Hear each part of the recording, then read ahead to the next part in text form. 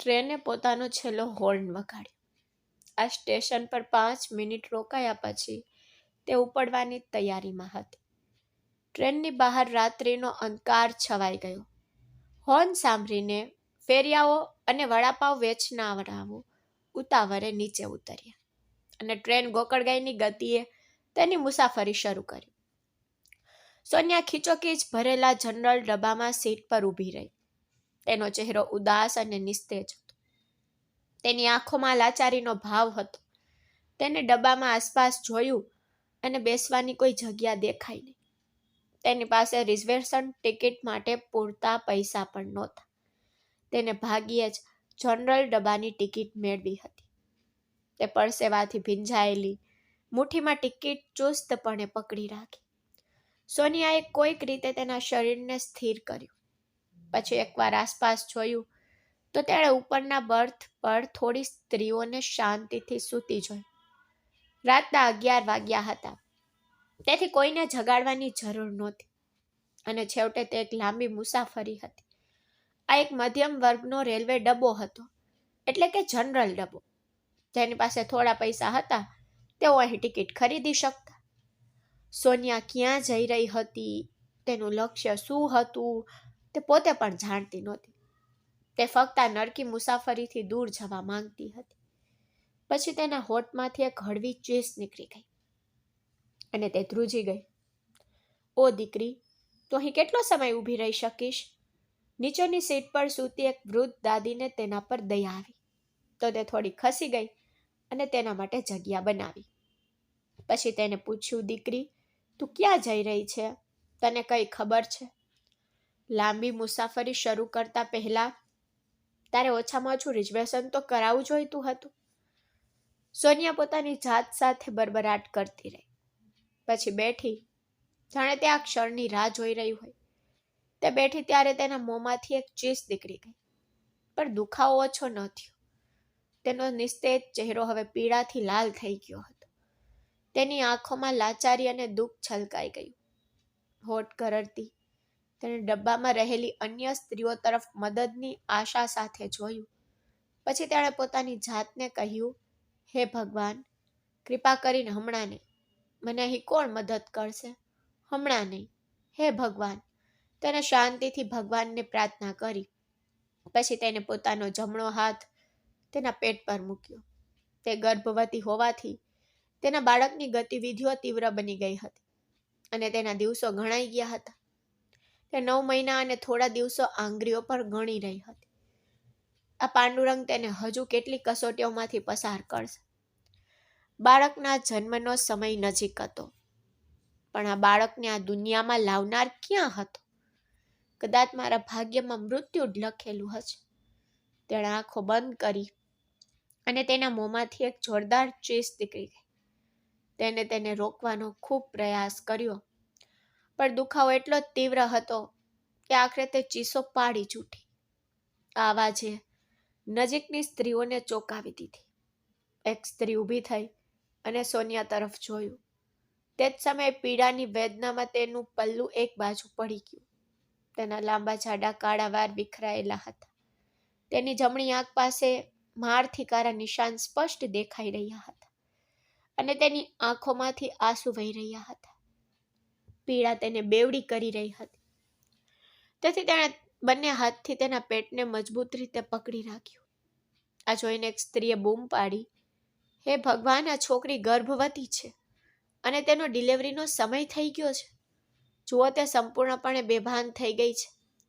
તે ઘરેથી ભાગી ગઈ હોય તેવું લાગે છે અને ટ્રેનમાં ચડી ગઈ છે. તેથી તેની સાથે કોઈ નથી. તે જ સમયે બીજી સ્ત્રીએ નાક પકડીને બરબરાટ માર્યો. કોણ જાણે તે પરણી ગઈ છે કે નહીં. 4 સ્ત્રીઓ મદદ કરવા દોડી આવી અને સોનિયાને સહારો આપ્યો. તે પીડાથી કણસતી હતી. એક સ્ત્રી સાંકળ ખેંચવા માટે આસપાસ જોયું, પરંતુ બારી બહારના દ્રશ્યે બધાને શાંત કરી દીધા. ટ્રેન એક ઉજ્જડ ખેતર અને જંગલમાંથી ઝડપથી પસાર થઈ રહી હતી. જ્યાં ડોક્ટર શોધવાની તો વાત જ નહોતી, તો હોસ્પિટલ તો દૂર. ગર્ભવતી સ્ત્રી ફક્ત તેના મૃત્યુની રાહ જોઈ રહી હતી. ડબ્બો તણાવપૂર્ણ બની રહ્યો હતો. સોનિયા લાચારીથી તેના પેટને પકડીને રડી પડી. માફ કરશો મારા બાળક, હું તને બચાવી શકી નહીં. તને બચાવવા માટે જ હું રાતના અંધારામાં તે નર્કમાંથી ભાગી ગઈ હતી, પણ મને ખબર નહોતી કે રસ્તામાં આવું થશે. તે રડવા અને ગણગણાટ કરવા લાગી. પછી તેના પેટના નીચેના ભાગમાં દુખાવાનું એક તીવ્ર મોજું દોડી ગયું અને તેને જોરથી ચીસો પાડી. આ વખતે 3-4 સ્ત્રીઓએ તેને સીટ પર ઉચકી અને તેની સાડી ગોઠવી. તે જ સમયે વૃદ્ધ દાદી, જેમણે તેને પહેલા બેસવાનું કહ્યું હતું, તે આગળ આવી અને કહ્યું, મને એક નજર કરવા દો. દાદીના શબ્દો સાંભળીને સ્ત્રીઓ એક બાજુ ખસી ગઈ. પછી દાદીમાએ સોનિયાના પેટનું મૂલ્યાંકન કર્યું. તેણીને ઘણો અનુભવ હતો. તેણીએ કહ્યું, એવું લાગે છે કે આ તેની પહેલી ડિલિવરી છે અને તેની ઉંમર તો જુઓ, તે 21 વર્ષથી પણ ઓછી છે. તેથી મને નથી લાગતું કે સામાન્ય ડિલિવરી હશે અને આ લક્ષણો મને યોગ્ય નથી લાગતા. એવું લાગે છે કે તે ગર્ભમાં બાળક સાથે ઘરેથી ભાગી ગઈ હતી, નહીતર તેનો પરિવાર તેને આ રીતે એકલી કેમ છોડી દેશે? હવે તેના અવાજમાં ચિંતા કરતા વધુ ગુસ્સો હતો. એક મહિલાએ કહ્યું, હવે આપણે શું કરવું જોઈએ? અત્યારે ટ્રેનમાં ડોક્ટર શોધવા મુશ્કેલ છે અને ટ્રેનમાં આવી સુવિધાઓ ક્યાં ઉપલબ્ધ છે? જે છોકરી ભીડવાળી ટ્રેનમાં પોતાનો ચહેરો છુપાવીને ચઢી હતી, એટલે કે સોનિયા, હવે તેના પર ચારે બાજુથી આરોપોનો બોમ્બારો થઈ રહ્યો હતો. બધા તેને આટલી બેજવાબદાર માં હોવાનો દોષ આપી રહ્યા હતા. આ દરમિયાન સોનિયાની ધીરજ ખૂટી ગઈ. તેણીને ક્યારેકની રડતી ચીસોમાં ફેરવાઈ ગઈ હતી. તે પીડાદાયક અવાજોએ ટ્રેનના આગળના ડબ્બાના વાતાવરણને બદલી નાખ્યું હતું. તે ડબ્બાની આગળ આવેલો ડબ્બો પુરુષોનો ડબ્બો હતો. બારી પાસે બેઠેલા કેપ્ટન અર્જુન રાઠોડે આશ્ચર્યથી આસપાસ જોયું. પુરુષોનો ડબ્બો શાંત હતો, પણ અવાજ બાજુના મહિલા ડબ્બાઓમાંથી આવી રહ્યો હતો. આ એક્સપ્રેસ ટ્રેન ખાસ સારી હતી, કારણ કે તેમાં મહિલાઓ અને પરિવારો માટે અલગ ડબ્બાઓ હતા. અને આ વખતે કેપ્ટન અર્જુન રાઠોડ જનરલ ડબ્બામાં મુસાફરી કરી રહ્યા હતા, કારણ કે તેમને તાત્કાલિક કામ માટે બીજા શહેરમાં જવાનું હતું. તેમને ફ્લાઇટ મળી નહોતી અને તેમની પાસે ટ્રેનમાં ફક્ત આ જનરલ ટિકિટ હતી. તેમણે પોતાના મોબાઈલ ફોન પર નજર નાખી. પછી તેઓ વિચારમાં ખોવાઈ ગયા. વોટ્સએપ પર 3 બિંદુઓ દેખાયા, જેના ફોન પર તેઓ ચેટ કરી રહ્યા હતા. તેણી પોતાનો આગળનો સંદેશ લખી રહી હતી, પરંતુ કેપ્ટન અર્જુનને ખબર હતી કે આ સંદેશમાં આશ્વાસન કે પ્રેમના કોઈ શબ્દો નહીં હોય. પછી સંદેશ આવ્યો. તેમાં લખ્યું હતું, તમે પાછા ફરો ત્યારે આપણે વાત કરીશું.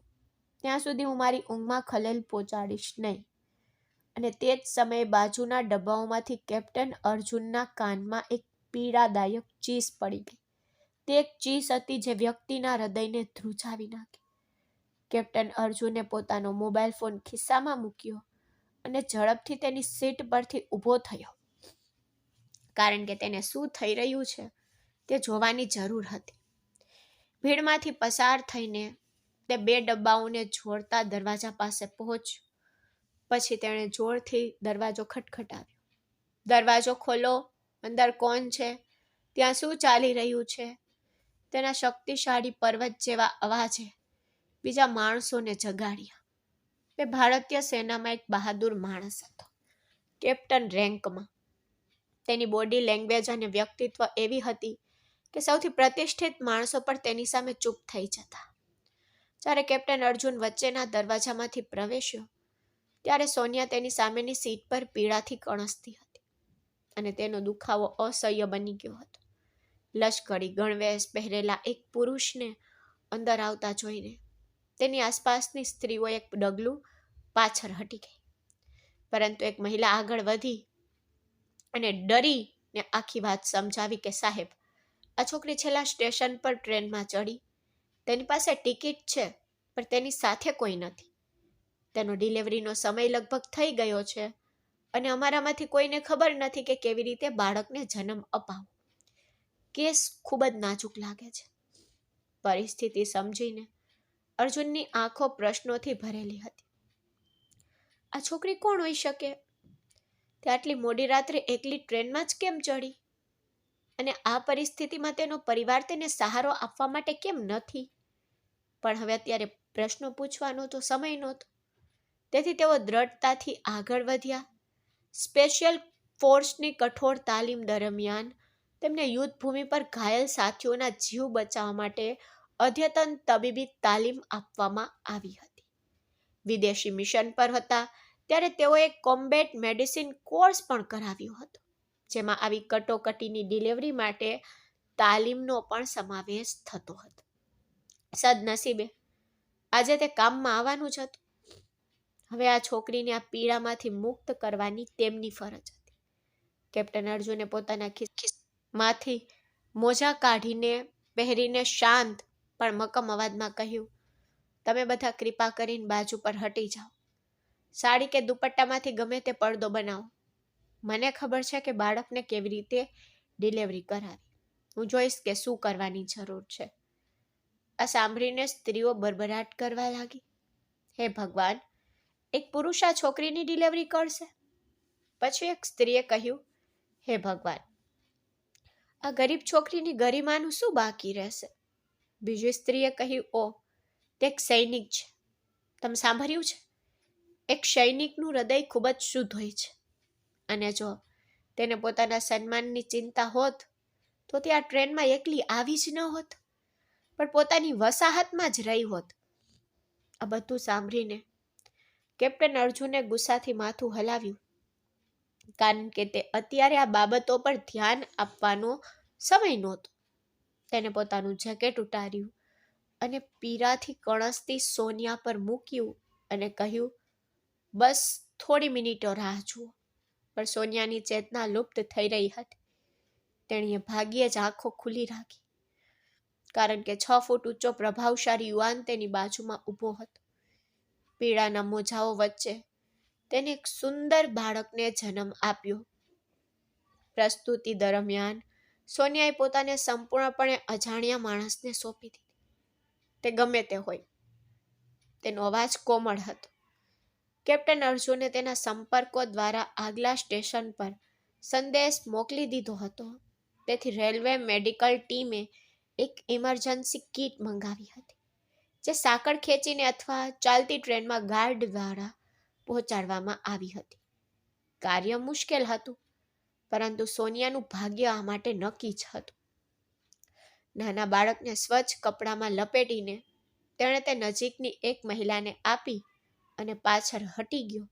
પછી તેને કહ્યું, હવે તમે બધા બાકીનું કામ કરો, પરંતુ કૃપા કરીને છોકરીની તબિયત સુધરે ત્યારે મને જણાવજો. જતા પહેલા તેણે સોનિયાના નિસ્તેજ ચહેરા પર નજર નાખી. જોયું કે તેનો ચહેરો કારા સોજાના નિશાનોથી ઢંકાયેલો હતો. તેના લાંબા વાળ વિખરાયેલા હતા. ટ્રેનના ડબ્બામાં રહેલી સ્ત્રીઓ હજુ પણ સતબદ્ધ હતી. સોનિયાએ પોતે ક્યારેય આવું કંઈ જોયું કે સાંભળ્યું નહોતું, પણ બધું તેની નજર સામે જ હતું. કેપ્ટન અર્જુન ફરીને ચાલ્યો ગયો. આગળનો ડબ્બો જ્યાં તે બેઠો હતો તે પણ ગૂંચવાયો હતો. એક આર્મી ઓફિસરે ટ્રેનમાં ડિલિવરી કરાવી. આ સમાચાર તો જંગલની આગની જેમ ફેલાઈ ગયા. બધા વાર્તા સાંભળવા માંગતા હતા, પરંતુ અર્જુનના કડક શબ્દોએ બધાને ચૂપ કરી દીધા. તે મારી સગી છે. જો કોઈ તેના વિશે એક પણ ખરાબ શબ્દ કહેશે તો તેમને મારો સામનો કરવો પડશે. તેનો ભારે અવાજ ગુસ્સા અને ચિંતાથી ભરેલો હતો. તે ફક્ત આગામી સ્ટેશનની રાહ જોઈ રહ્યો હતો. સોનિયા માટે ટ્રેનમાં વધુ મુસાફરી કરવી જોખમી હતી, કારણ કે તેને હોસ્પિટલ સારવારની ખૂબ જરૂર હતી.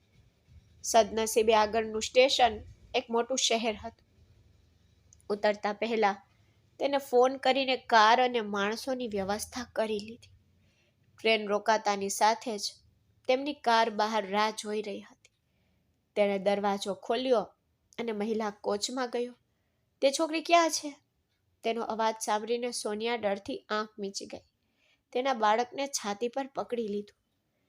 તે ધીમે ધીમે પોતાનું મન શાંત કરવાનો પ્રયાસ કરી રહી હતી.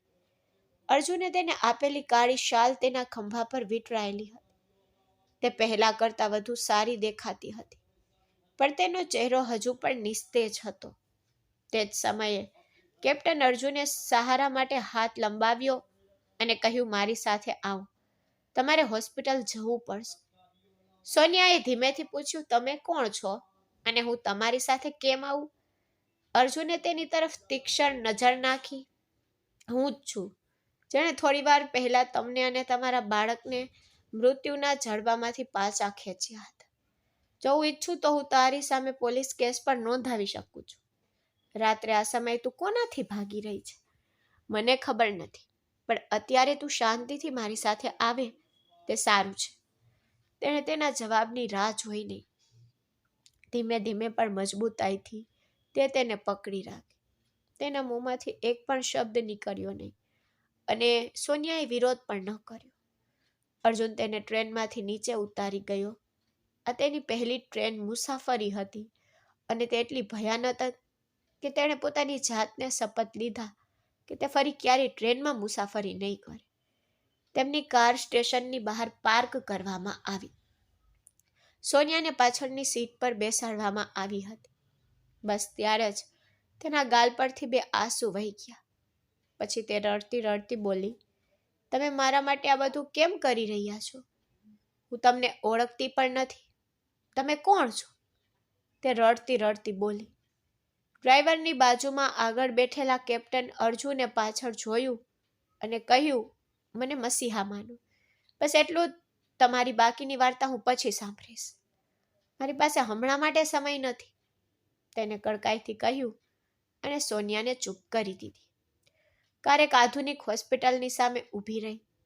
સોનિયાને સ્ટ્રેચર પર અંદર લઈ જવામાં આવી. થોડી વારમાં તેણી નિષ્ણાંત ડોક્ટરોની દેખરેખ હેઠળ હતી. તપાસ પછી ડોક્ટરો બહાર આવ્યા અને કહ્યું, કેપ્ટન, કોઈ સમસ્યા નથી. તમે ખૂબ સારું કામ કર્યું છે. તમે એક નિષ્ણાંત ડોક્ટરની જેમ કામ કર્યું છે. હોસ્પિટલના ડોક્ટરો કેપ્ટન અર્જુનની પ્રશંસા કરતા રોકી શક્યા નહીં. સવારના પહેલા કિરણો સાથે તેઓ ફરીથી રવાના થયા. આ વખતે તે તેને તેના ઘરે લઈ જઈ રહ્યો હતો. મારી પત્ની અને નાનો દીકરો ઘરે છે. તું અને તારું બાળક ત્યાં સુરક્ષિત રહેશો અને તારી જે પણ વાત છે ઘરે પહોંચીને તેમને નિરાતે કહેજે. હું તારા પરિવારને શોધીને ફોન કરીશ. ગાડી ચલાવતા જતા અર્જુને તેને ફરીથી ખાતરી આપી.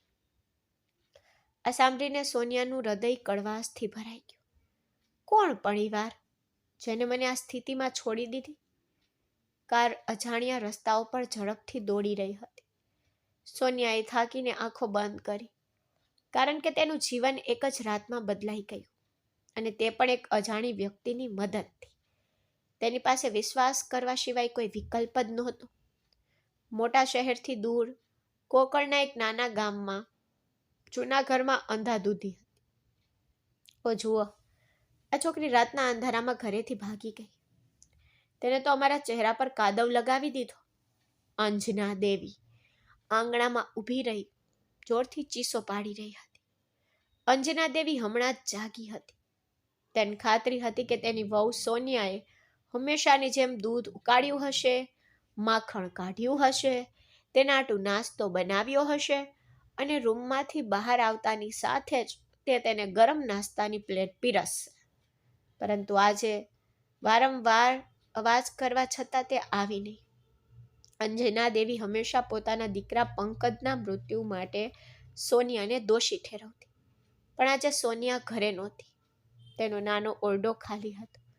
અંજના દેવી તેની દીકરી વૈશાલી, જે સોનિયા જેટલી જ ઉંમરની હતી, તેને સોનિયાના રૂમમાં મોકલી અને કહ્યું કે જઈને જોઈ લે કે તે મરી ગઈ છે કે ભાગી ગઈ છે, અને જો તે ભાગી ગઈ હોય તો તપાસ કર કે તેને ઘરમાંથી કંઈ ચોરી કર્યું છે કે નહીં.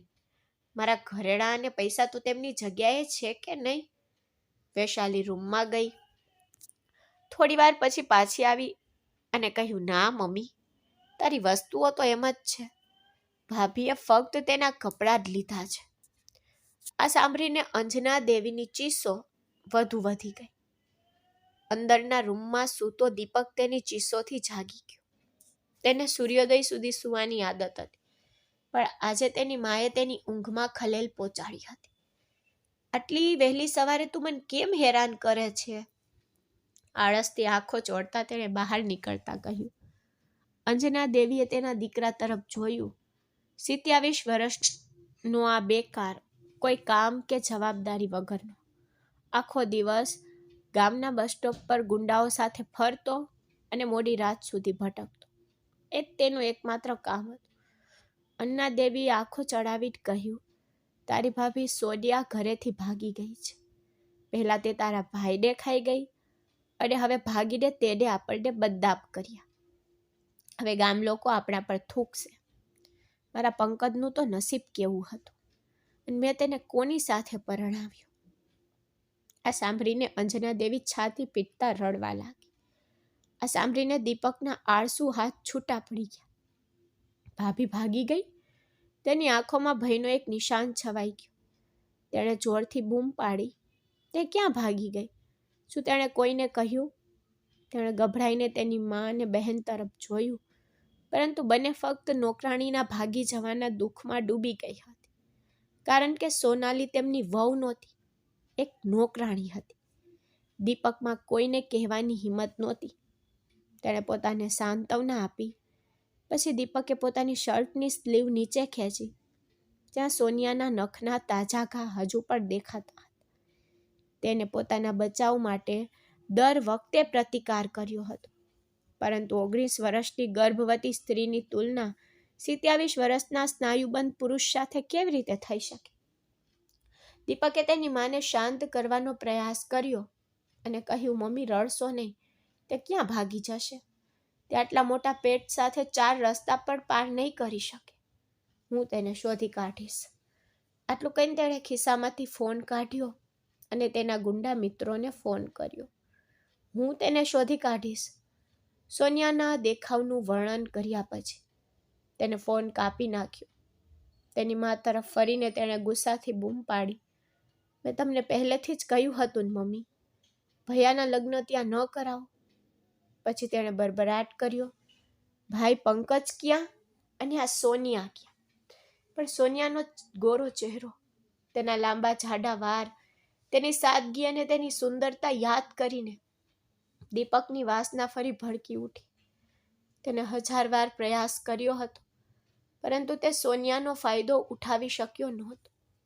પરંતુ સત્ય એ હતું કે દરરોજ રાત્રે તે તેના રૂમમાં ઘૂસીને તેને હેરાન કરતો અને ચીડવતો. ગઈકાલે રાત્રે તેની મા અને બહેન સૂઈ ગયા પછી તે અચાનક સોનિયાના રૂમમાં ઘૂસી ગયો હતો. સોનિયા કોઈક રીતે દરવાજો બંધ કરવામાં સફળ રહી હતી અને સૂવાનો પ્રયાસ કરી રહી હતી, પરંતુ દીપકની હાજરીથી તેને ઊંઘ ગુમાવી પડી. તે આઘાતમાં બેઠી થઈ ગઈ. તેની આંખો ભયથી ભરાઈ ગઈ. દીપકે કહ્યું, તું આટલી જલ્દી સૂઈ ગઈ? ચાલ મારા રૂમમાં આવીને સૂઈ જા. હું તને ભાઈ કરતાં વધુ ખુશ રાખીશ. પછી સવારે વહેલા ઉઠીને તારા રૂમમાં પાછી જા. મમ્મીને ખબર પણ નહીં પડે. દીપકે કડવું હસતા રૂમમાં પ્રવેશ કર્યો. સોનિયા ડરથી દિવાલ સામે ઊભી હતી.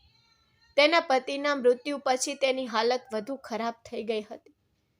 આ રાક્ષસની નજર તેના પર હતી. અહીંથી નીકળી જા. જો તને કોઈ કામની જરૂર હોય તો મને કે, હું કરીશ, તેણીએ ધ્રુજતા અવાજમાં કહ્યું. પણ દીપકે પાછળ ફરીને દરવાજો બંધ કરી દીધો. પછી તેને કહ્યું, ઘણું કામ છે મારી જાન, પણ તું તે નથી કરતી.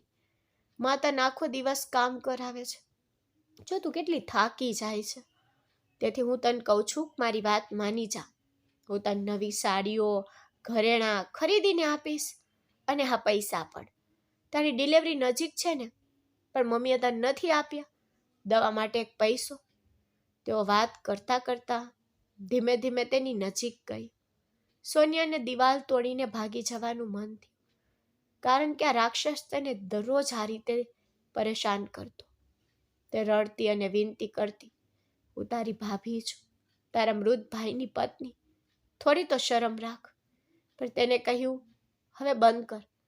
તું ક્યાં સુધી તે મૃત માણસનો શોક કરશે? હું જીવતો છું સાચું ને? હું તારી સામે ઊભો છું, એક યુવાન તને બોલાવી રહ્યો છે.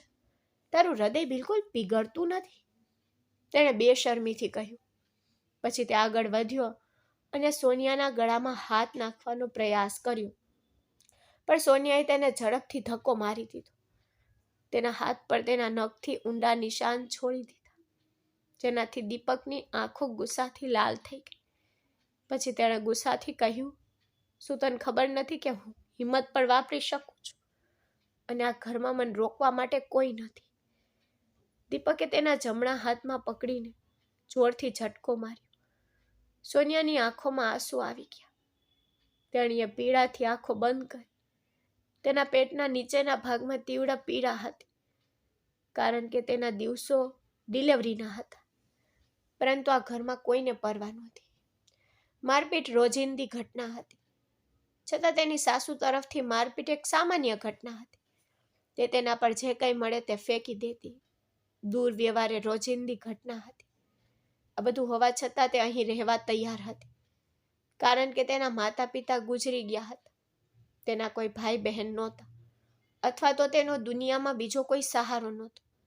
તેથી તે અહીં શાંતિથી રહેવા તૈયાર હતી. પરંતુ તેની સામે ઊભેલા રાક્ષસ તેને દરરોજ રાત્રે આ રીતે ત્રાસ આપતો હતો. પરંતુ હવે તે તેના સન્માનનો પ્રશ્ન હતો, અને એકવાર સન્માન ગુમાવી દેવામાં આવે તો તે પાછું મેળવવું અશક્ય છે. તે જાણતી હતી કે બહારથી તેની સાસુનો અવાજ સંભળાયો. દીપક ગભરાઈને પાછળ હટ્યો અને વિષય બદલ્યો. છેવટે પતિના મૃત્યુ પછી સ્ત્રીનું ગૌરવ છીનવાઈ જાય છે. ફ્લોર પર બેસીને દિવાલ સાથે ઝૂકીને સોનિયાએ નિરાશામાં આંખો બંધ કરી.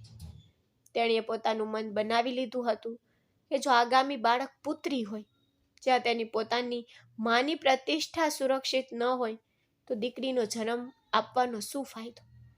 ત્યાં પાપ કેવી રીતે સહન કરશે? તો તે જ રાત્રે તેણીએ એક નિર્ણય લીધો. તેનો પતિ પંકજ 4 મહિનાથી ચાલ્યો ગયો હતો અને હવે તે ઘર માટે ફક્ત બોજ હતી. દીપક તેનો દેવર હતો, પણ તે એક મજબૂત માણસ હતો. તે તેની ગંદી વાસનાનો શિકાર બનવા માંગતી નહોતી. તેથી જ મધ્યરાત્રિએ તેણીએ તેના ફાટેલા જૂના બેગમાં 4-5 સાડીઓ ભરી. ધ્રુજતા હાથે તેણીએ તેના ઓશિકા નીચે છુપાવેલા થોડા પૈસા ગણ્યા. ટ્રેનની ટિકિટ ખરીદવા માટે તે પૂરતું હતું. તે ઘર કેવી રીતે છોડી, તે અંધારામાં ગામની શેરીઓમાં કેવી રીતે દોડી, તે સ્ટેશન કેવી રીતે પહોંચી, ફક્ત તેને જ ખબર હતી. ટ્રેન પ્લેટફોર્મ પર ઊભી હતી. હોર્ન વાગ્યો.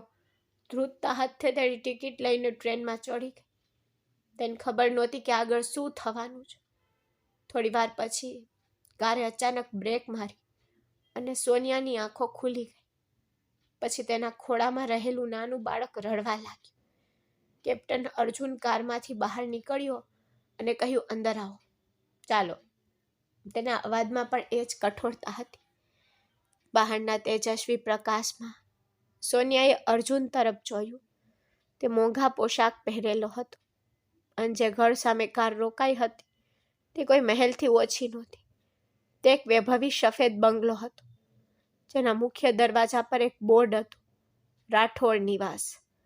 સોનિયાએ મનમાં વિચાર્યું કે ભગવાનની કૃપાથી હું બચી ગઈ, પણ હવે મારી જાતને બચાવવી પડશે. અહીં લાંબા સમય સુધી રહેવું સલામત નથી. તે ધીમે ધીમે કારમાંથી બહાર નીકળી અને તેના ખંભા પર શાલ ગોઠવી. બંગલાનો ભારે લોખંડનો દરવાજો ખુલ્યો અને ચોકીદારે સલામ કરી. પરંતુ અજાણી છોકરી અને તેના બાળકને સાહેબની પાછળ આવતા જોઈને તેની આંખો પ્રશ્નોથી ચમકી ગઈ.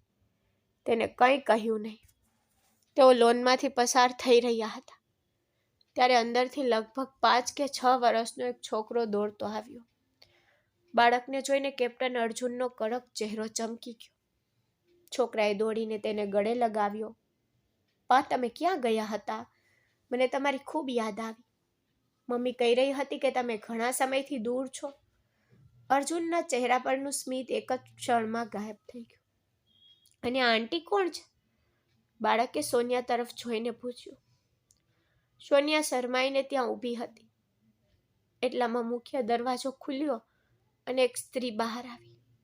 તે ખાસ સુંદર નહોતી, પણ તેના મેકઅપ અને આધુનિક કપડાથી તે ચોક્કસપણે આકર્ષક દેખાતી હતી. તેણીએ ઊંચી હીલ પહેરી હતી અને મોંઘા પર્સ લઈ ઊભી હતી. જ્યારે તેણીએ કેપ્ટન અર્જુનને જોયો ત્યારે તેના ચહેરા પર ખુશીનો કોઈ પતો નહોતો. હું તમારી સાથે વાત કરવા માંગુ છું, તેણીએ સોનિયાને સંપૂર્ણપણે અવગણીને કહ્યું, જાણે કોઈ ત્યાં ઊભું ન હોય. અર્જુને નિસાસો નાખ્યો અને કહ્યું, હા, આપણે વાત કરીશું, પણ તે હમણાં અમારી મહેમાન છે અને તે બીમાર છે. તેની ગઈકાલે રાત્રે ડિલિવરી થઈ છે. તેને થોડો આરામ કરવાની જરૂર હોય તો તે આપણા ઘરમાં રહેશે. નોકરોને તેનો રૂમ તૈયાર કરવા કહો. આટલું કહીને તેને પોતાના ચશ્મા પહેર્યા, બાળકનો હાથ પકડીને અંદર ગયો. રંજના નામની સ્ત્રીએ સોનિયા તરફ તિરસ્કારથી જોયું અને કહ્યું, હું અર્જુનની પત્ની છું, રંજના રાઠોડ. તું કોણ છે અને તેઓ તને અહીં કેમ લાવ્યા? એવું લાગે છે કે તેનામાં તો સમાજ સેવાની ભાવના છે. તે ગુસ્સાથી પગ પછાડીને અંદર દોડી ગઈ. સોનિયાને લાગ્યું કે જાણે પૃથ્વી ફાટી જાય અને તે તેમાં સમાઈ જાય, કારણ કે તે કોઈ અજાણી વ્યક્તિના અંગત જીવનમાં બિનજરૂરી રીતે દખલ કરી રહી હતી. પરંતુ તે લાચાર હતી. તેની પાસે પૈસા બચ્યા નહોતા, તેથી અનિચ્છાએ તે અંદર ગઈ. નોકરો તેને એક રૂમમાં લઈ ગયા. સોનિયા પલંગ પર બેઠી અને રાહતનો શ્વાસ લીધો. તેનું બાળક ભૂખથી રડી રહ્યું હતું અને તે નબળી પડી ગઈ. થોડી વાર પછી દરવાજે ફરી ટકોરા પડ્યા. આ વખતે એક નોકરાણી ખોરાકની ટ્રે લઈને અંદર આવી. તેણીએ કહ્યું, સાહેબે આ તમારા માટે ખોરાક મોકલ્યો છે. સોનિયાની આંખો આંસુઓથી ભરાઈ ગઈ. આ માણસ પરિણીત હોવા છતાં તેના વિશે આટલો ચિંતિત કેમ હતો? તેની પત્નીને શંકા હશે કે તેમની વચ્ચે કંઈક ચાલી રહ્યું છે, પણ કોણ જાણે તેને અહીં શું લાવ્યું હશે? તેના પેટમાં આમ પણ ભૂખ સળગી રહી હતી. સોનિયા પ્રતિકાર કરી શકી નહીં. તેને ટ્રે પોતાની તરફ ખેંચી ખાધા પછી તે પલંગ પર સૂઈ ગઈ અને ગાઢ નિંદ્રામાં સડી પડી. બીજા દિવસે સવારે રંજનાની ચીસોએ તેને જગાડી દીધી. પછી તે ગભરાઈને રૂમમાંથી બહાર દોડી ગઈ. હું તમને પાગલ લાગુ છું?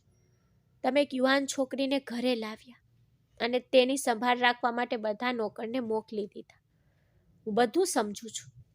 તમારો આ મામલો કોઈ ખાસ જ હોવો જોઈએ અને આ પાપ, આ બાળક તો તમારું જ હોવું જોઈએ.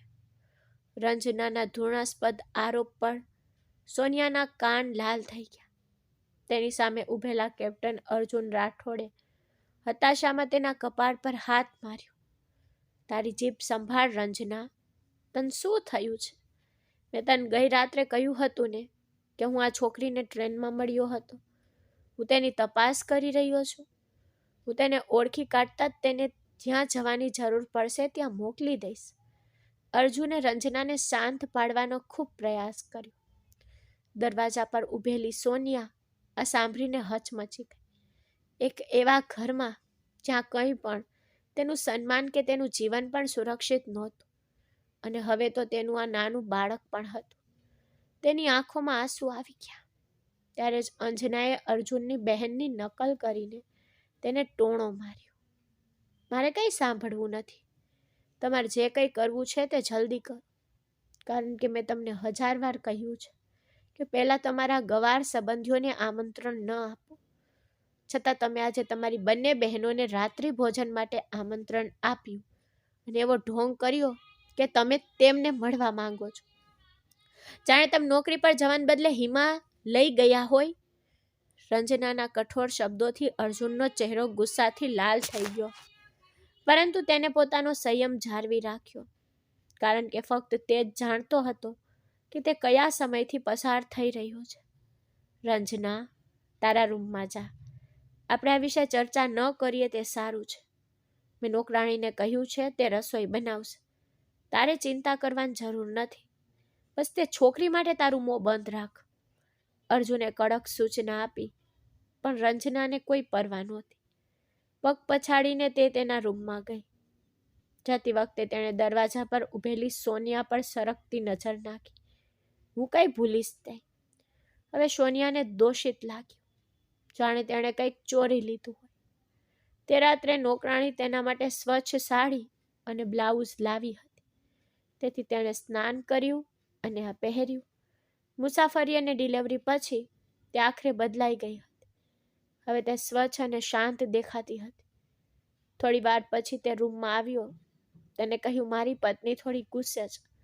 તેની વાતને દિલ પર ના લે. અંદર જા અને જો તમને અનુકૂળ લાગે તો મને તમારા ઘરનું સરનામું કહો. આટલું કહીને અર્જુન 2 પગલાં લઈને તેની સામે ઊભો રહ્યો. સોનિયા અચાનક એક ડગલું પાછળ હટી ગઈ. પછી ધીમા અવાજમાં તેણે કહ્યું, મારું કોઈ ઘર નથી, મારા કોઈ માતા પિતા નથી, કોઈ ભાઈ કે બહેન નથી. તો કૃપા કરીને મને કોઈ અનાથ આશ્રમ કે મહિલા આશ્રય સ્થાનમાં છોડી દો. કૃપા કરીને. તે ખૂબ જ મુશ્કેલીથી બોલી. કેપ્ટન અર્જુનને પહેલી વાર તેનો અવાજ સ્પષ્ટ સંભળાયો. તે ક્ષણ માટે સદબત થઈ ગયો. કોઈ છોકરી આટલા નાજુક અને શાંત અવાજમાં કેવી રીતે બોલી શકે? કારણ કે અત્યાર સુધી તેને ફક્ત રંજનાની ચીસો જ સાંભળી હતી. તમે ઘરે કેમ જવા માંગતા નથી? શું થયું? અને આ બાળકનો પિતા ક્યાં છે? આ પ્રશ્ન તેના મોંમાંથી નીકળી ગયો.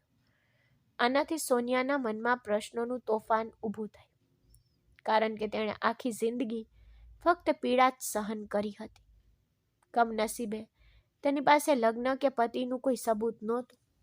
તેણીએ રડતા રડતા કહ્યું, મારા પતિનું 4 મહિના પહેલા અવસાન થયું. મારા સાસરિયાઓએ મને ખૂબ ત્રાસ આપ્યો. તમે મારા શરીર પરના નિશાન જોયા હશે. મારા માતા પિતા હવે જીવતા નથી અને મારી પાછળ ઊભું રહેનાર કોઈ નથી. તેથી તેઓ મારી સાથે ગમે તે રીતે વર્તન કરે છે. પણ હવે હું ત્યાં પાછી જઈ શકતી નથી. ટ્રેનમાં મારી પાસે એક બેગ હતી. તેમાં મારા લગ્નનું પ્રમાણપત્ર અને અન્ય દસ્તાવેજો હતા. પણ હવે મારી પાસે તે બેગ પણ નથી. તેણીએ રડતા રડતા બધું કહ્યું. કેપ્ટન અર્જુન થોડીવાર તેની સામે જોતો રહ્યો. પછી કંઈ બોલ્યા વિના શાંતિથી પાછો ફર્યો અને ચાલ્યો ગયો. સોનિયા અંદર ગઈ અને રડતા રડતા દરવાજો બંધ કરી દીધો. પણ તે લાંબા સમય સુધી એકલી રહી શકી નહીં. થોડી વાર પછી નોકરાણી તેના રૂમમાં આવી અને કહ્યું, મેડમ, શું તમને આ વાનગીઓ રાંધવાનું આવડે છે? ખરેખર સાહેબે મને થોડા દિવસ પહેલા જ આ નોકરી પર રાખી હતી અને આજે સાંજે જ એક મોટી પાર્ટી છે. સાહેબે આ બધી વાનગીઓ કહી, પણ મને અંગ્રેજી અને ચાઇનીઝ વાનગીઓ કેવી રીતે બનાવી તે બિલકુલ આવડતું નથી. જો હું ના પાડીશ તો હું મારી નોકરી ગુમાવી દઈશ. તે સ્ત્રી સોનિયાને વિનંતી કરી રહી હતી. સોનિયાને આ કાગળ પર લખેલી વાનગીઓની યાદી જોઈ અને તેને યાદ આવ્યું કે તેને તેના દેવર દીપકની રોજિંદી માંગણીઓ પૂરી કરીને આ બધી વાનગીઓ તો બનાવતા શીખી લીધી હતી. તેથી સોનિયાએ ઊંડો શ્વાસ લીધો અને ઊભી થઈ. આ માણસને તેની દયાનો બદલો આપવાની તેની પાસે તક હતી.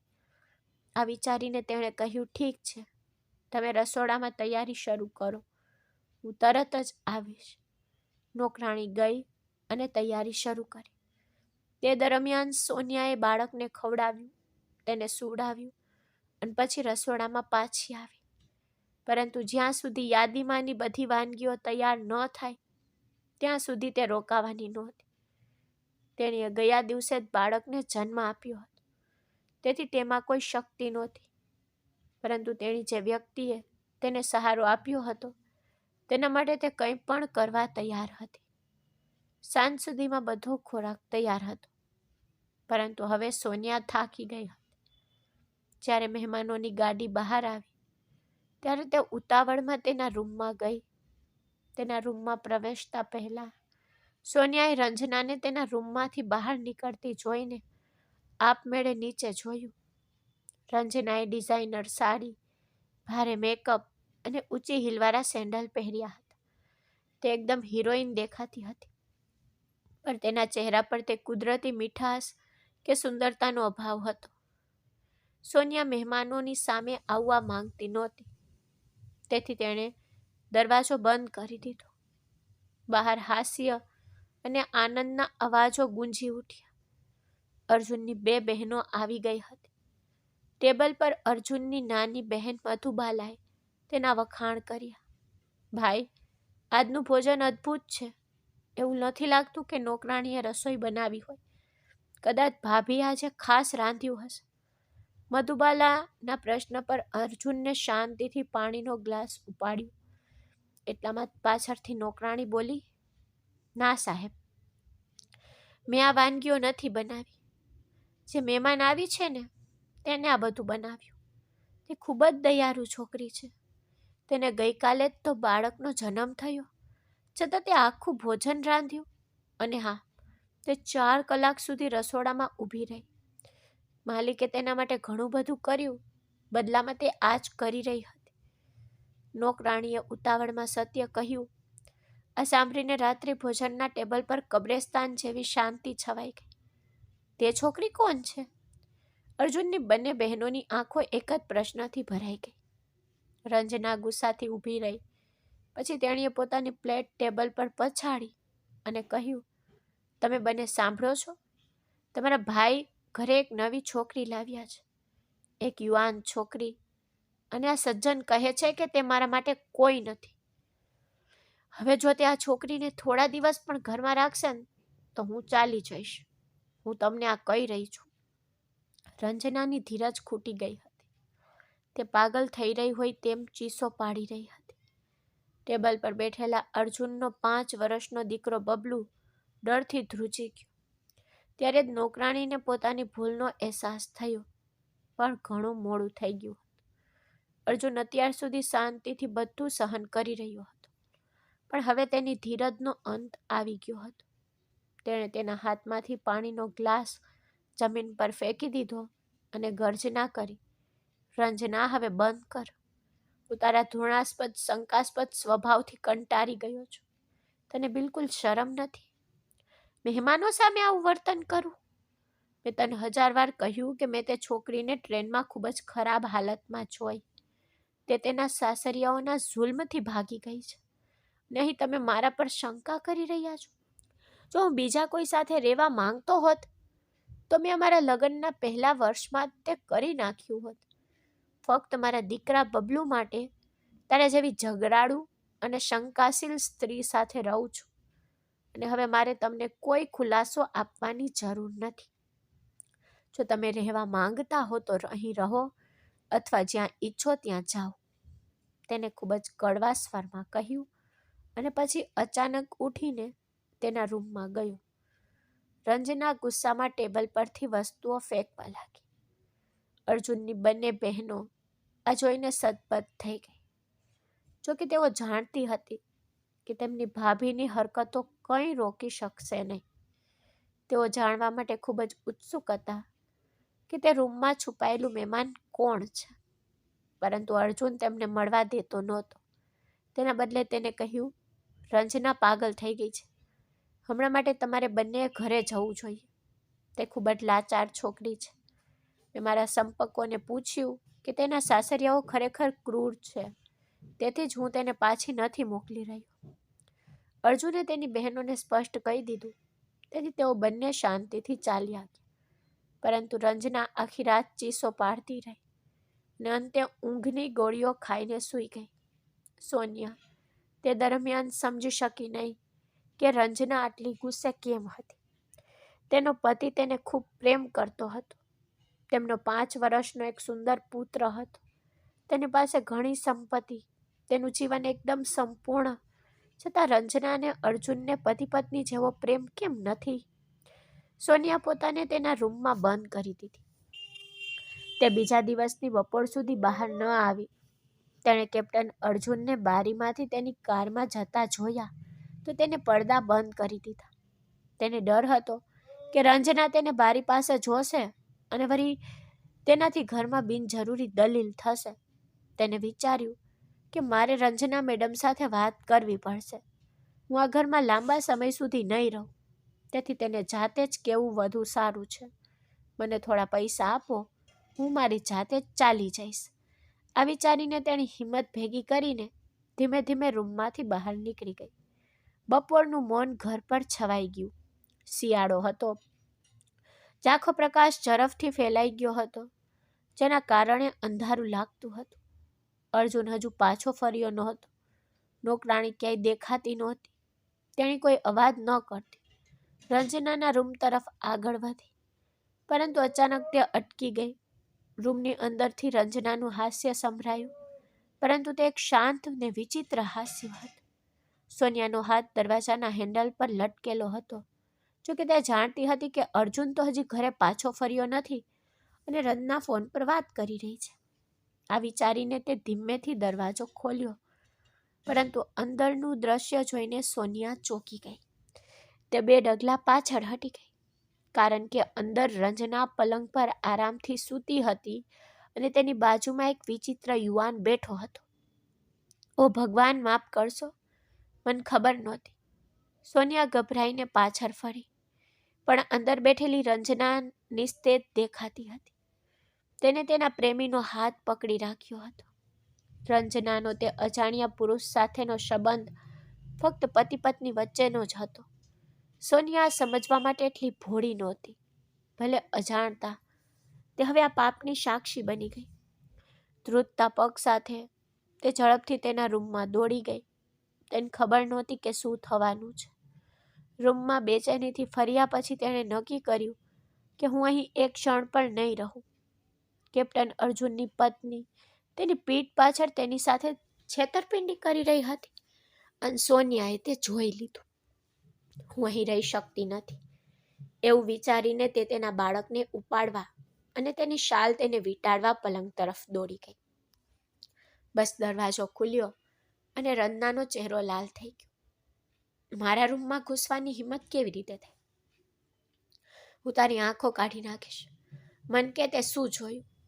શું તારા હીરો મારા પતિએ તને મારી જાસૂસી કરવા મોકલી હતી? રંજનાએ જંગલી સિંહણની જેમ તેના પર હુમલો કર્યો અને સોનિયાને શ્વાસ લેવામાં તકલીફ પડી. બિચારી સોનિયા હળવેથી બોલી, ના, મારો એવો કોઈ ઈરાદો નહોતો. હું ભૂલથી ત્યાં આવી ગઈ. ફક્ત તમારી સાથે વાત કરવા માંગતી હતી.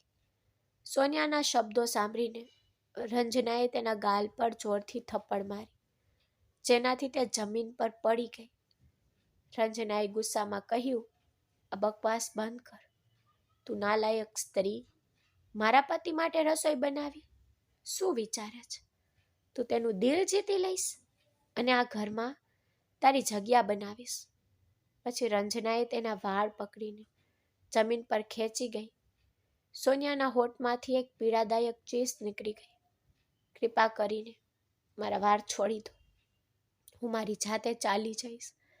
કૃપા કરીને તેને વિનંતી કરી, પણ રંજના સાંભળવાના મૂડમાં નહોતી. તે તેના વાળ પકડીને દરવાજા તરફ ખેંચવા લાગી. સોનિયાની આંખોમાં આંસુઓની નદીઓ વહી ગઈ. હું તમારા અંગત જીવનમાં દખલ કરવા નથી માંગતી. તે રડી રહી હતી અને વિનંતી કરી રહી હતી. રંજના એક ક્ષણ માટે થોભી ગઈ. એક ક્ષણ માટે વિચારતી રહી. પછી એક ઝટકા સાથે તેણે સોનિયાને ફરીથી જમીન પર ધકેલી દીધી. પગથી લાત મારીને તેને કહ્યું, ઉઠ, તું અને અહીંથી ચાલી જા.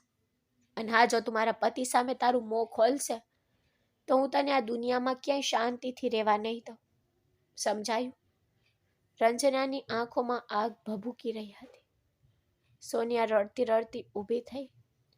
રડતા બાળકને પથારીમાંથી ઉપાડી ગઈ અને તેને પોતાની છાતી પર ગળે લગાવી દીધું. તેના પગ ધ્રુજી રહ્યા હતા, પણ હવે તેનું જવું પડ્યું, કારણ કે તેણે જે જોયું હતું તે ભયાનક હતું. તેનું હૃદય તેના પર કણસતું હતું. વિચારતું હતું કે તે અર્જુનને કહ્યા વિના કેવી રીતે જઈ શકે. તે દેવદૂત જેવા માણસ, જ્યારે તેની પત્ની રંજના તેને પેટમાં છડો મારી રહી હતી. તેથી તેને સત્ય કહેવું તેની ફરજ હતી. રંજનાના બધા પાગલ કાર્યો, તેની સતત ચીસો એ હકીકતથી પ્રેરિત હતા કે તે બીજા પુરુષો સાથે પ્રેમમાં હતી. તેથી તે તેના પતિને ખુશી આપી શકતી નહોતી. પણ સોનિયા પાસે આ કહેવાનો સમય કે હિંમત નહોતી. બસ રંજનાએ બૂમ પાડી, આ છોકરી કેટલી બેશરમ છે. તે હજુ પણ જાણી જોઈને સમય બગાડી રહી છે, જેથી તેનો પ્રેમી આવીને તેને બચાવી શકે. પણ આ વખતે રંજનાએ સોનિયાનું કાંડું પકડીને તેને રૂમમાંથી બહાર ખેંચી સોનિયા તેની પાછળ ચૂપચાપ એક નિર્જીવ લાશની જેમ ચાલતી રહી. મુખ્ય દરવાજો ખુલતાની સાથે જ રન્નાએ તેને શેરીમાં ધકેલી દીધી. તેને ફરીથી ધમકી આપી, આજથી આ ઘરની નજીક તારો ચહેરો પણ ના બતાવો, સમજી? મેં મારાથી બનતી બધી દયા બતાવી છે. તમારા જેવા ભિખારીઓ પર દયા બતાવવાનો કોઈ ફાયદો નથી. પછી દરવાજો બંધ કરીને રંજના અંદર ગઈ. સોનિયાને ખબર નહોતી કે તેનો પ્રેમી હજુ પણ અંદર છે કે પહેલેથી જ ચાલ્યો ગયો છે. સોનિયા રસ્તા પર પડી ગઈ. કોઈક રીતે પોતાનું મન શાંત કર્યું. તેને બાળકને છાતી પર ચુસ્તપણે પકડી લીધું. પડી જવાથી તેના કોણી અને ઘૂંટણમાં વાગી ગયું હતું. એક પછી એક મુશ્કેલી તેના પર પડી રહી હતી, જેનો કોઈ અંત દેખાતો નહોતો. હવે હું ક્યાં જાઉં? મારા માથા પર છત પણ નથી. ખંભા પર શાલ લપેટીને તે ખૂબ જ મુશ્કેલીથી ઊભી થઈ. તેની આંખો સામે અંધારું છવાઈ રહ્યું હતું, પણ કંઈક તો કરવું જ હતું. તે પરિવારને, ખાસ કરીને અર્જુનને, વધુ મુશ્કેલીમાં નાખવા માંગતી નહોતી. તે સાંજના પડછાયા આવે ગાઢ અંધકારમાં ઓગળી ગયા. સોનિયાને ડર લાગવા લાગ્યો, કારણ કે તેને રાત પડે તે પહેલા સલામત સ્થળની જરૂર હતી. અર્જુનનો બંગલો શહેરથી થોડે દૂર શાંત વિસ્તારમાં આવેલો હતો. નજીકમાં બીજું કોઈ ઘર નહોતું. બંને બાજુ ફક્ત એક મોટો લોન અને ઝાડીઓ હતી. કદાચ કેપ્ટન અર્જુનને આ સરકારી જમીન વારસામાં મળી હતી. જોરદાર પગલાઓ સાથે તે રસ્તાની બાજુમાં ચાલવા લાગી. તેને ખબર નહોતી કે તે કેટલો સમય ચાલશે, કારણ કે તેની પાસે ફક્ત એક જ વિચાર હતો: એક દયાળુ વ્યક્તિ, એક રિક્ષા ચાલક, એક ટેક્સી ડ્રાઈવર શોધવાનું, જે તેને અનાથ આશ્રમમાં અથવા મહિલા આશ્રય સ્થાનમાં છોડી દે. તેની પાસે એક પણ પૈસો નહોતો. અંતે તે શહેરની સીમા પર પહોંચી ગઈ. તે જ સમયે તેનું નાનું બાળક ભૂખથી રડવા લાગ્યું. પરંતુ સોનિયા પાસે તેને ખવડાવવાનો સમય નહોતો, કારણ કે ડર તેના જીવનને ખત્મ કરી રહ્યો હતો. ગાડીઓ દોડી રહી હતી. ઊંચી ઇમારતોના બલ્બ ચમકી રહ્યા હતા. પણ તે કોના પર વિશ્વાસ કરી શકે?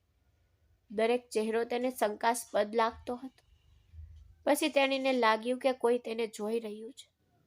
તેણીને શાલ ગોઠવતા તેની પાછળ ફરી અને એક પાનની દુકાનની બહાર એક યુવાન છોકરો ઊભો જોયો. તેનો ચહેરો તોફાન પ્રકારનો લાગતો હતો. તે લાંબા સમયથી સોનિયા તરફ જોઈ રહ્યો હતો. તે ઝડપથી ફરી બીજી દિશામાં ચાલી ગઈ. પણ પછી તેણીને પાછળથી પગલાંનો અવાજ સંભળાયો. તમે ક્યાં જઈ રહ્યા છો, મેડમ? તમે ખૂબ ચિંતિત દેખાવ છો. મને તમારો મદદગાર માનો. હું તમને તમારા ઘરે છોડી દઈશ. પાછળથી એક નરમ અવાજ આવ્યો. સોનિયા આશ્ચર્યથી પાછળ ફરી અને જોયું કે તે છોકરો તેની પાછળ ઊભો હતો. તેની આંખોમાં આંસુ આવી ગયા. પછી તેણે ડરથી કહ્યું, ના, કોઈ જરૂર નથી. તમે જાઓ, હું જાતે ચાલી જઈશ. પણ છોકરાએ 2 ડગલા આગળ વધીને કહ્યું, જુઓ મેડમ, ખૂબ મોડી રાત થઈ ગઈ છે. જો કોઈ તમને જબરદસ્તી કારમાં બેસાડે તો તમે શું કરશો? તમારું એક નાનું બાળક છે, અને આજકાલ બાળકોના અપહરણની ઘટનાઓ ખૂબ જ વધી રહી છે. તો મને કહો કે તમે ક્યાં જવા માંગો છો. હું તમને સુરક્ષિત રીતે લઈ જઈશ. ઠીક છે? મને તમારો ભાઈ માનો, અને ઓછામાં ઓછું આગળ તો વધો. તમે ક્યાં જવા માંગો છો? છોકરાએ એટલા પ્રેમ અને વિગતવાર સમજાવ્યું કે સોનિયા તેની અનિચ્છા છતાં તેના પર વિશ્વાસ કરવો પડ્યો, કારણ કે તે મૂંઝવણમાં હતી. પરંતુ બાળકોના અપહરણ વિશે સાંભળીને તે સંપૂર્ણપણે ગભરાઈ ગઈ.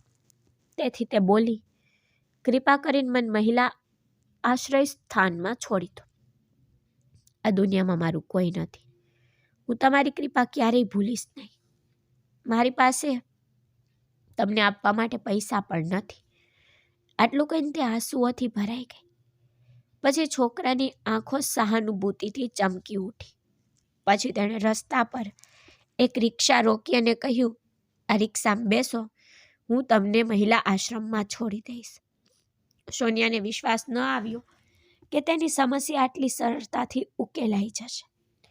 ભગવાનનો આભાર માનીને તે ઝડપથી રિક્ષામાં બેઠી. છોકરો ડ્રાઈવરની બાજુની આગળની સીટ પર બેઠો. રિક્ષા વળાંકવાળા રસ્તામાંથી પસાર થઈ. એક સમયે રોકાઈને છોકરો ઉતરીને એક દુકાનમાં ગયો. સોનિયાએ જોયું કે તે ફોન પર કોઈની સાથે વાત કરી રહ્યો છે. થોડીવાર પછી તે પાછો આવ્યો અને ડ્રાઈવરને આગળ વધવાનો સંકેત આપ્યો. લગભગ 1 કલાક પછી રિક્ષા એક ઇમારતની સામે ઊભી રહી. સોનિયાએ બહાર જોયું અને 5 કે 6 માળની ઇમારત જોઈ, જેની ઘણી બારીઓમાં લાઇટો ઝરહરી રહી હતી. પછી છોકરાએ તેને કહ્યું, આ મહિલા આશ્રમ છે. ત્યાં કોઈ છે જેને હું જાણું છું. હું તમારી ત્યાં વાત કરીશ. તમને ત્યાં એક રૂમ મળશે. જરાય ચિંતા ના કરો. પણ સોનિયાના મનમાં શંકાનું મોજું ઊભું થયું. આ જગ્યા તેને વિચિત્ર લાગી. પણ જો તે તેના પર વિશ્વાસ ન કરે તો શું? તે લાચાર હતી. ડરથી તે બહાર ઉતરીને તેની બિલ્ડિંગમાં પગ મૂક્યો. છોકરાએ રિક્ષા ચાલકને પૈસા ચૂકવી દીધા. અહીં રાહ જુઓ, હું મેનેજર સાથે વાત કરીને પાછો આવું છું. આટલું બોલીને તે ગાયબ થઈ ગયો. સોનિયા સીડી પર ઊભી રહી. તેનો હાથ તેના ધબકતા હૃદય પર હતો. લોકો આમ તેમ દોડી રહ્યા હતા. વાતાવરણ કોઈ અજાણ્યા લોજ કે હોસ્ટેલ જેવું લાગ્યું. હું અહીં રાત વિતાવીશ. હું સવારે બીજે ક્યાંક જઈશ, તેણીએ વિચાર્યું. થોડીવાર પછી છોકરો પાછો આવ્યો અને કહ્યું, બહેન, તમારો રૂમ ઉપરના માળે છે. આટલું બોલીને તે ચાલતો રહ્યો. પછી એક રૂમની સામે રોકાઈને તેણે તેનું તારું ખોલ્યું. સોનિયા અંદર આવી, રાહતનો શ્વાસ લીધો અને કહ્યું, ભાઈ, તમે મારા પર ખૂબ મોટો ઉપકાર કર્યો. હું તમારી ઋણી છું. તે પોતાનું વાક્ય પૂરું કરે તે પહેલાં જ એક જોરદાર ધડાકો થયો. છોકરાએ બહારથી દરવાજો બંધ કરીને લોક કરી દીધો. સોનિયા ચોંકી ગઈ અને પાછળ ફરી તેણે દરવાજો ખટખટાવ્યો. અરે ભાઈ, તમે શું કરી રહ્યા છો? તમે દરવાજો કેમ બંધ કર્યો? તે મુશ્કેલીથી બૂમ પાડી. પણ બહારથી છોકરાનો ઘૃણાસ્પદ હાસ્યનો અવાજ સંભળાયો. હવે મનમાં પૈસા મળી જશે. ઊંટ પર્વત નીચે આવી ગયો. તમે શું વિચાર્યું? હું ત્યાં સમાજ સેવા કરવા ઊભો હતો? તે જોરથી હસીને ચાલ્યો ગયો. દૂરથી તેના પગલાં સંભળાયા. સોનિયાનું લોહી થીજી ગયું. તેનું હૃદય ધબકતું બંધ થઈ ગયું હોય તેવું લાગતું હતું. આ કઈ જગ્યા હતી? તે તેને ક્યાં લઈ ગયો અને ફસાવી દીધી? તેના મગજમાં ફક્ત એક જ વિચાર દોડી ગયો. હું ગમે તેટલો ભાગવાનો પ્રયાસ કરું, પણ હું મારું મન બચાવી શકીશ નહીં. તેને બંને હાથથી દરવાજો ખટખટાવતા ચીસો પાડી. તેનો અવાજ કર્કશ હતો. ભગવાન માટે દરવાજો ખોલો. મને જવા દો. મારી સાથે એક નાનું બાળક છે. કોઈ કૃપા કરીને મદદ કરો. પરંતુ 1000 વાર ચીસો પાડવા છતાં કોઈ આવ્યું નહીં. કદાચ આ તે જગ્યા હતી જ્યાં દિવાલો આવી ચીસો સાંભળવા માટે ટેવાઈ ગઈ. હતાશ થઈને તે દરવાજા સામે ઝૂકીને ફ્લોર પર બેઠી. તેની આંખોમાંથી આંસુઓની નદીઓ વહી રહી હતી. તે તેના ભાગ્યથી સંપૂર્ણપણે હાર માની ગઈ હતી. હવે આ રૂમમાં કોણ આવવાનું હતું? તે છોકરો કોને લાવવાનો હતો? અને તે શું કિંમત વસૂલવાનો હતો? સોનિયા વિચારથી ધ્રુજી ગઈ. ખબર નથી કે કેટલો સમય થઈ ગયો હશે અને સવાર થવાની તૈયારીમાં હતી. અચાનક તારામાં ચાવી ફેરવવાનો અવાજ આવ્યો. દરવાજા સામે ઝૂકી રહેલી સોનિયા ડરથી જાગી ગઈ અને પલંગ પર સૂતેલા બાળકને ગળે લગાવી લીધું. તે જોરથી ધ્રુજતી હતી. જ્યારે દરવાજો ખુલ્યો ત્યારે તે જ છોકરો બહાર ઊભો હતો, પણ હવે તેના હાવભાવ બદલાઈ ગયા હતા. તે ઘૃણાસ્પદ રીતે હસ્યો અને કોઈને અંદર આવવાનો સંકેત આપ્યો. બરાબર એ જ સમયે તે માણસ દરવાજામાંથી દેખાયો. તેને જોતા જ સોનિયાનો શ્વાસ તેના ગળામાં અટવાઈ ગયો, કારણ કે તે દીપક હતો, તેનો દેવર, જે તેની નજીક જવાની દરેક તક શોધતો. હજુ પણ તેના ચહેરા પર તે જ વિકૃત નિર્દોષ સ્મિત સાથે. તેને એક હાથથી સોનિયાના વાળ પર હાથ ફેરવ્યો. તેના ચહેરાની તપાસ કરી. વાહ, આખરે તે મહિનાના અંતે મળી જ ગઈ. મારી પ્રિય ભાભી ગમે તે રીતે મારી પાસે પાછી આવી ગઈ. જેમ જેમ તે નજીક પહોંચ્યો તો સોનિયાએ ચીસો પાડી. હું તારી ભાભી છું, તારા ભાઈની પત્ની. થોડી શરમ રાખ. તું કેટલો બેશરમ છે. હું તારા ભાઈના બાળકની માં છું. મન જવા દે. તેણીએ તેનાથી ભાગવાનો પ્રયાસ કર્યો, પણ દીપકે ઝડપથી તેને પકડી લીધી. તેને પોતાની તરફ ખેંચી અને કહ્યું, તું મારા માટે મફતનો સામાન છે. તું પહેલા ભાગી ગઈ, પણ હવે હું તને નહીં જવા દઉં. તે બળજબરીથી તેને ભેટી પડ્યો. ત્યારે જ છોકરાએ પાછળથી બૂમ પાડી, સાહેબ, પહેલા મારો હિસાબ ચૂકવી દો. મને મારા પૈસા આપો, પછી તમે જે ઈચ્છો તે કરો. દીપકે સોનિયા તરફ ખાઈ જવા જેવી નજરે જોયું. પછી તેણે પોતાનું પાકીટ કાઢ્યું, છોકરાના હાથમાં 1000 રૂપિયાની નોટો મૂકી અને કહ્યું, હવે બહાર નીકળ અને યાદ રાખ, સવાર સુધી કોઈ આ રૂમમાં ન આવવું જોઈએ. છોકરો ખુશીથી પૈસા ગણતો ચાલ્યો ગયો. પછી દીપકે દરવાજો બંધ કરી દીધો. સોનિયાની આંખો સામે એકદમ અંધારું થઈ ગયું. મારા પર દયા કરો. ઓછામાં ઓછું મને એક માણસ તો માનો. જવા દો, હું એક માં છું, તેણીએ વિનંતી કરી. પરંતુ દીપકની ગુંડાગીરી ફક્ત વધતી જતી હતી. સોનિયા પ્રતિકાર કરવાની બધી શક્તિ ગુમાવી ચૂકી હતી. તે જ સમયે દીપકે વાસનાથી ભરેલી આંખો સાથે તેની પાસે પહોંચ્યો, પણ પછી દરવાજે ફરી ટકોરા પડ્યા. દીપકે હતાશામાં બૂમ પાડી, હવે કોણ મરી ગયું છે? મેં તને કહ્યું હતું કે દરવાજા પર નજર રાખ. તને હવે પૈસા નહીં મળે. ઊભો રહે, હું તને પાઠ ભણાવીશ. ગુસ્સાથી બૂમ પાડતા તે પાછો ફર્યો અને દરવાજો ખોલી નાખ્યો.